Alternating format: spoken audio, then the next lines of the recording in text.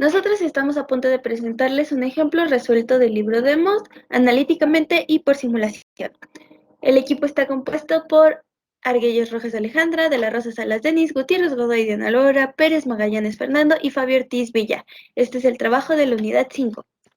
El ejercicio dice, por un conducto de diámetro constante de 305 milímetros se bombean 60 litros sobre segundo de combustible, de densidad 980 kilogramos sobre metro cúbico y viscosidad cinemática de 4 centímetros cuadrados sobre segundo.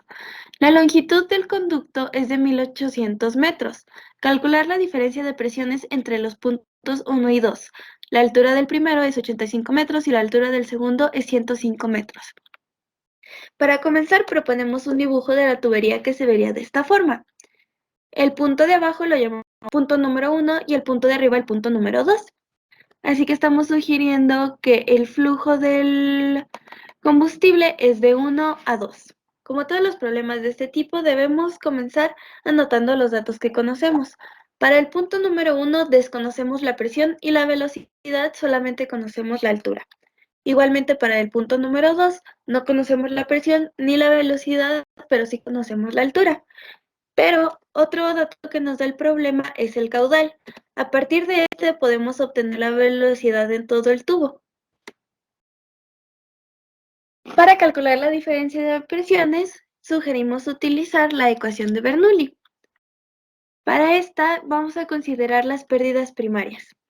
Para calcularlas necesitamos el factor lambda, que desconocemos, pero podemos calcularlo a partir del número de Reynolds, así que procedimos a calcularlo. En este caso, la viscosidad dinámica la cambiamos de centi-Stokes a centi-Poise, lo que nos dio un número de Reynolds de 638, lo que nos indica que el combustible tiene un comportamiento laminar. Así que podemos utilizar la ecuación de que lambda es igual a 64 sobre el número de Reynolds para encontrar el factor que es 0.1001. A partir de esto podemos calcular las pérdidas primarias, que sustituyendo los datos nos da una pérdida de 20.32 metros. Por último, solamente es despejar las presiones de la ecuación de Bernoulli y sustituir datos. Como hemos estado utilizando unidades del sistema internacional, al final no tenemos que preocuparnos por ellas, ya que el resultado será en kilopascales. El resultado nos dio 387.613 kilopascales.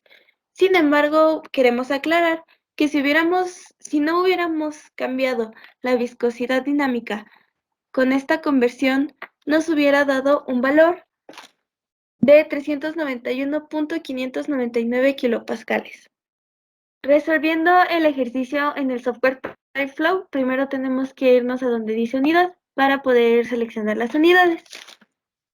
El problema ya nos da ciertos datos, así que, por ejemplo, la presión la queremos en kilopascales, los líquidos en metros, la elevación en metros, longitud metros, diámetro milímetros, rugosidad milímetros, el fluido, kilopascales, el caudal, como el problema nos lo da en litros entre segundos, pues litros entre segundos, la masa, velocidad, peso, volumen, área, energía.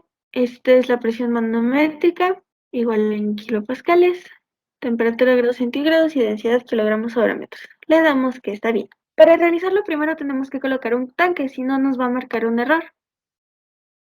Este tanque le pondremos que no tiene presión en la superficie, ya que está expuesto, pero que sí tiene una profundidad de 10 metros. Esto no nos lo da el problema, pero si no le ponemos una altura, nos va a marcar un error. Esto estará a la primera distancia de 85 metros. Seleccionamos después para deseleccionar. Con este botón que dice Add Pipes, colocamos una tubería. La colocamos desde aquí hasta cualquier punto. Esta ventana emergente nos dice que si queremos cambiar las especificaciones, le ponemos que por el momento no. Y para dejar de hacer una tubería, no le aplicamos a la flechita. Este punto es el nodo de donde está conectada nuestra salida. Para que sea como una salida, le tenemos que conectar un Add Demand Flow. Esta flechita lo que hace es que indica cuánto caudal está entrando y cuánto caudal está saliendo.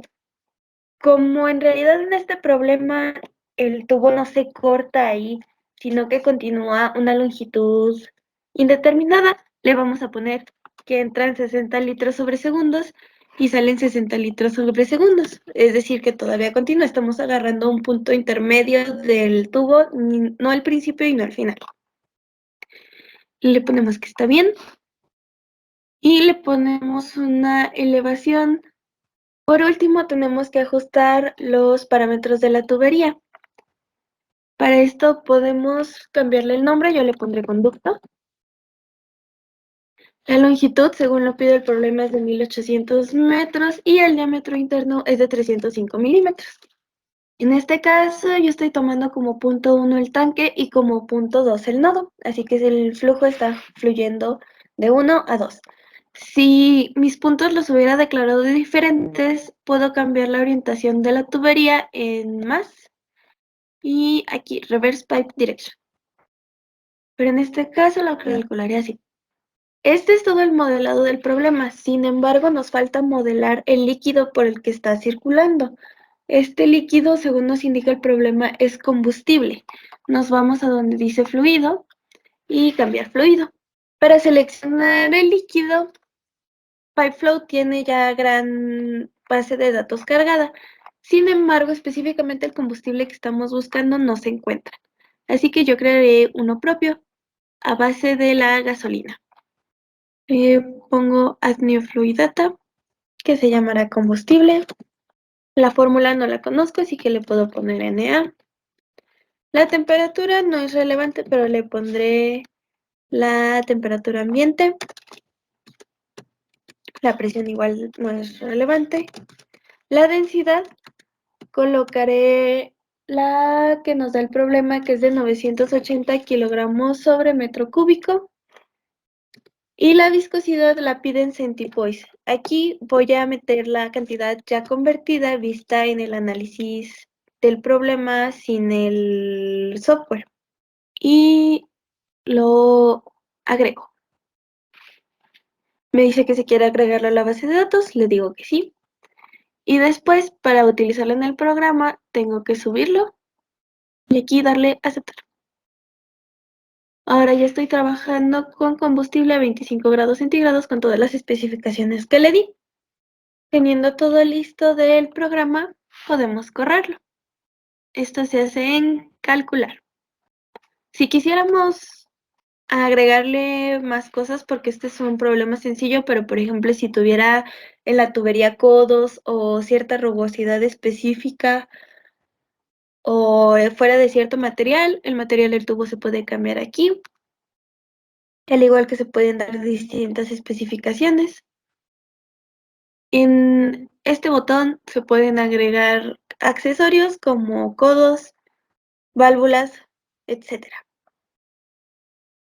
Con este solo para válvulas. Este es para cuando hay pérdidas de acuerdo a la distancia, como se vio en otro ejercicio del semestre. Y este es para bombas. Pero como esto es todo lo que necesita nuestro problema, lo calcular. Si queremos obtener datos como la velocidad, entonces no tenemos que dejar que el flujo sea 0, sino que colocamos el flujo de entrada como 0 y el de salida como 60 para que Pipeflow nos muestre flujo en la tubería. Lo recalculamos y nos va a salir el error comentado anteriormente, que como el líquido está subiendo, la presión en el punto N2 tiene que ser mucho menor que la presión que hay aquí, y esa presión, y como la presión que hay en el punto 1 es la atmosférica, entonces en el punto 2 tiene que haber una presión de vacío que físicamente no se podría porque no tenemos nada conectado. Sin embargo, le ponemos que sí. En esta ventana emergente se muestra lo que dije previamente, que la diferencia de presión es negativa y no se puede físicamente, pero lo ignoramos con ver resultados y colocamos el mouse en la tubería. Aquí podemos ver datos ya más parecidos a los que teníamos en el programa. de que el flujo es 60 litros sobre segundo, el flujo másico es 58 kilogramos sobre segundos, la velocidad es de 0.821 metros sobre segundos, como lo habíamos calculado, la distancia de la tubería es de 1800 metros, tiene un diámetro interior de 305 milímetros, con una elevación inicial de 85 metros y una elevación final de 105 metros. Pipeflow nos da más datos de los que nosotros pudimos calcular. Por ejemplo, nos da la presión en el primer punto, que es de 96.105 kilopascales, mientras que la presión en el segundo punto es de menos 295.434 kilopascales, lo que nos da una diferencia de presión de 391.539 kilopascales, mientras que la que habíamos calculado es 391.599. Esta diferencia es despreciable y se encuentra menos en el error de un 1%. Se da por las características del problema en la tubería, por esta rigidez, que nosotros en los cálculos no le pusimos ninguna, pero aquí Pipeflow necesita de especificarle una rigidez. Sin embargo, como esta diferencia es despreciable, podemos decir que nuestros cálculos coinciden con la simulación, lo que indica que todo está bien hecho.